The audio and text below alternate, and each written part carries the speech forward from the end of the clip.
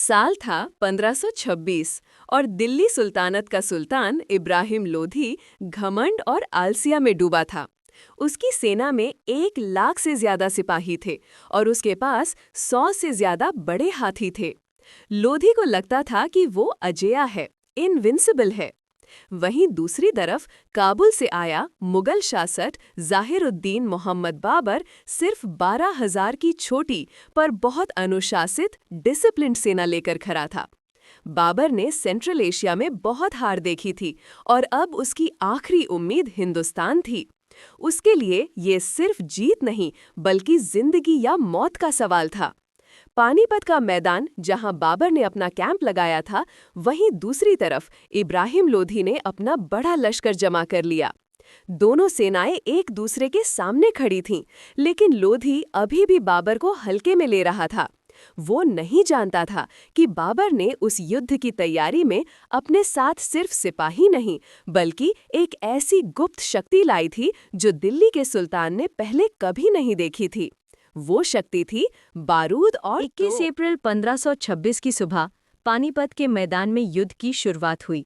जब इब्राहिम लोदी ने अपनी विशाल सेना और हाथियों को आगे बढ़ाया, तो बाबर ने तुरंत 2 चमत्कारी रणनीति या स्ट्रैटेजीज का इस्तेमाल किया। पहली थी उस्मानी या रूमी मेथड, जिसे उसने ऑटोमन टर्क से सीखा था। इसमें उसने 700 बैलगाड़ियों या कार्ड्स को एक दूसरे से रस्सी से बांधकर बीच में अपनी तोपों को छिपा दिया। लोधी की सेना जब आगे बढ़ी तो अचानक इन तोपों ने आग उगलनी शुरू कर दी। बड़ी और तेज आवाज से लोधी के हाथी भी डर गए और अपनी ही सेना को कुचलने लगे।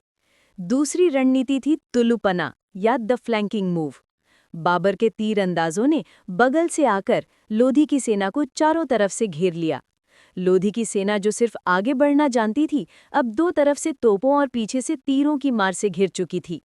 कुछ ही घंटों में लोधी की विशाल सेना बिखर गई। खत्म होने से पहले ही इब्राहिम लोधी का घमंड और उसकी दिल्ली सल्तनत पानीपत के मैदान में धूल में मिल चुकी थी। लोधी एक बहादुर योद्धा की तरह लड़ते हुए मारा गया। बाबर की जीत सिर्फ लड़ाई के मैदान की जीत नहीं थी, बल्कि टेक्नोलॉजी की पुरानी रणनीति पर जीत थी। जब शाम हुई तो बाबर ने मैदान में इब्राहिम लोधी का शव देखा।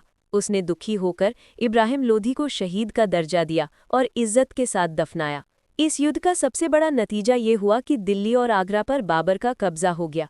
इसी जीत के साथ भारत में एक नए युग की शुरुआत हुई, जिसे हम मुगल साम्राज्य के नाम से जानते हैं।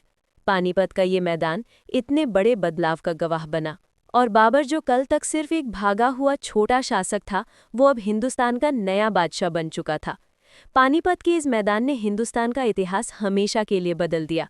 इब्राहिम लोधी की हार सिर्फ एक शासक की हार नहीं थी, बल्कि दिल्ली सल्तनत का अंत था और मुगल साम्राज्य की शुरुआत।